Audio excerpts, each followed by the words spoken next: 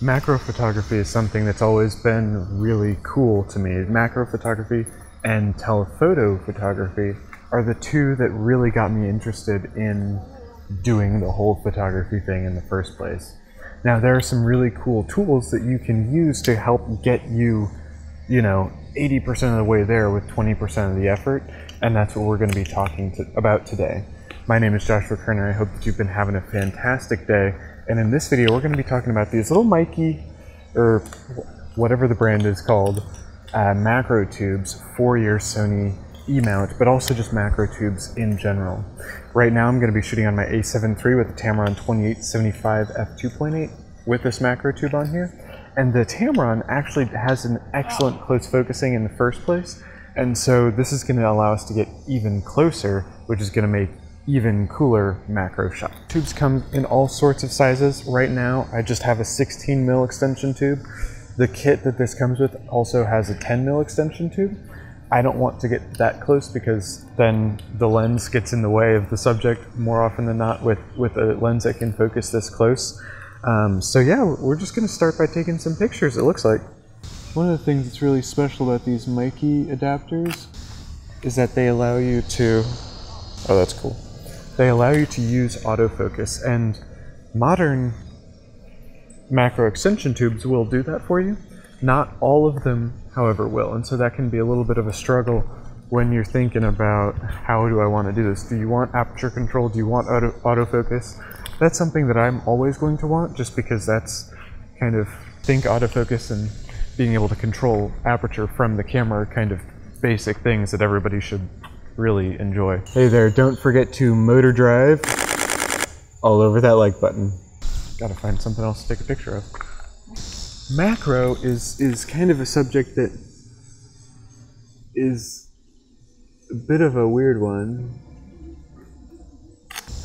because, oh that's cool, I really like that, because you can get some incredible results with it depending on the way that you manage your setup. There are people that have been able to create incredible compositions by focus stacking, by using microscopes functionally, and so the ability to really dive into a subject is significant. And there are a lot of bugs out here today, which is irritating, but that's one of the things that's super cool to me, is you can get in a subject's face, as long as you're not getting into a person's face, and really capture what that thing is in a way that you can't really see a lot of the subjects that you're going to capture the same way that you see them when you capture them with macro photography, right? That's one of the things that's really special about photography in general. You get to see the world in a way that it doesn't normally get to be seen through one lens or another, literally and metaphorically.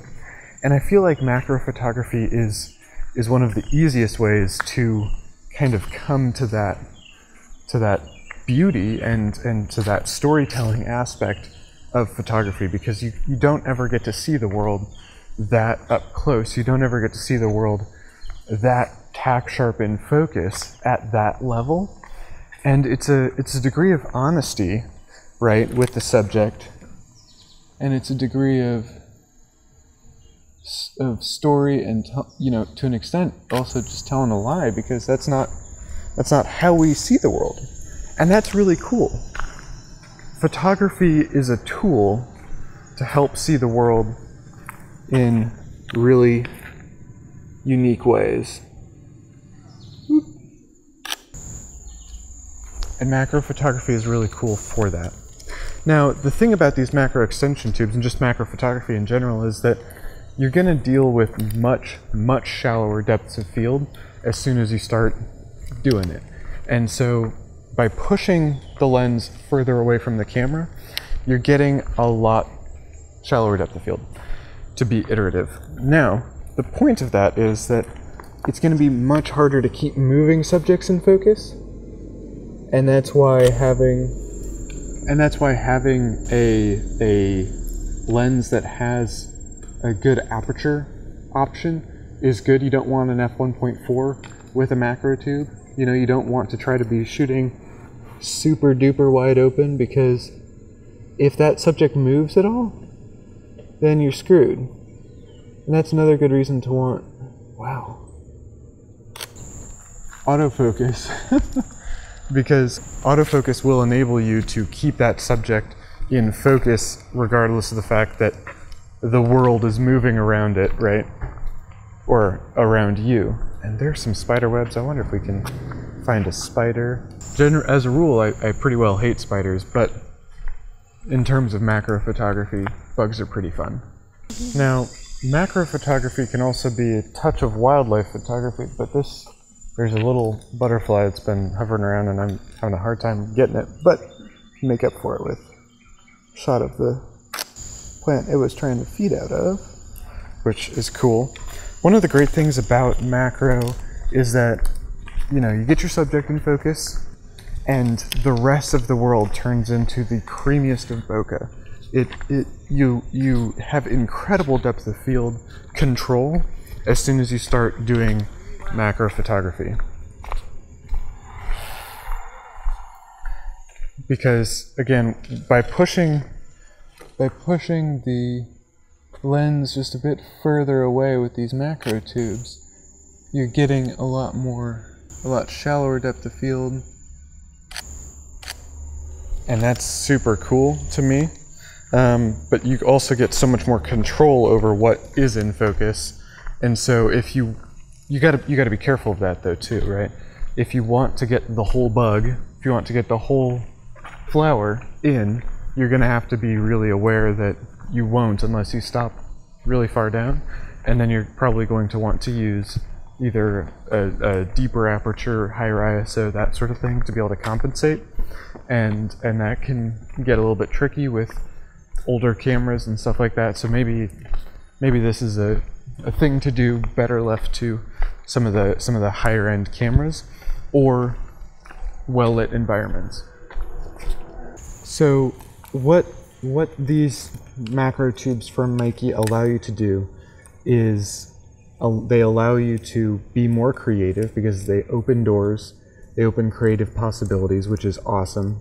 It's super cool to have more things you can do with the gear that you already have. But they also open doors and open windows into new worlds, right? They allow you to see the world at a much more granular, at a much more microscopic level, and being able to use a lens that you already have and say, I can see this in a totally new way is a really awesome thing, because you're able to speak to the truth of that subject. You're able to speak to what that subject actually is, and that's a really cool thing. Now, as a fun little bit, I have attached both of these, the 16 and the 10 mil extension tubes, to the MC11, and then put like my Canon 85 f1.8 on there and my Canon 24-105 on there, and they work just fine. They hold up. The build quality is good. It's super fun to you know, have that much extension. I don't want to do that on a regular basis because it's extremely front heavy and difficult to work with, but it's definitely fun. So go a little bit crazy. You know, that's definitely part of the fun. So thank you very much for your time and for your attention in this video. Let me know what you thought of it and of macro photography and macro tubes in the description, or in the comments down below. In the description will be affiliate links to the gear that I use to make this video. And yeah, thank you very much, and I'll look forward to seeing you in the next one.